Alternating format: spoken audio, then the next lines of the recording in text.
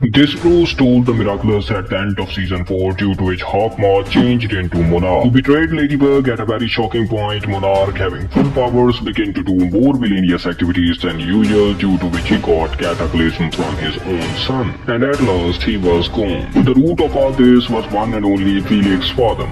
He is the real villain.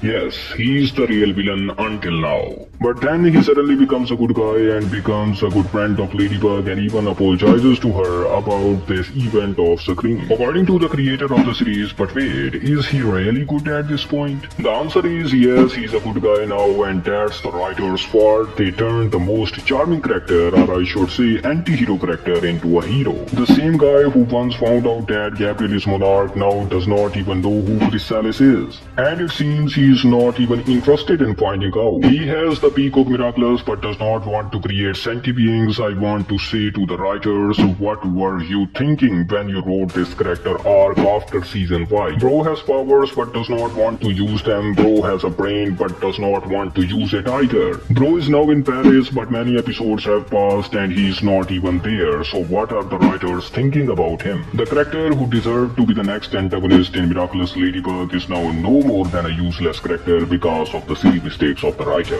One comment asked me what his role will be in the Miraculous Ladybug season 6 finale. First, he could create a senti-marinette, but bro has left that work behind. Second, he's now just a hero. I actually hate the writing of Felix after season 5. He deserves his own arc. If you want to make him a villain, make him. If you want him to be a hero, make him a proper one. That's all for today. See you in the next video.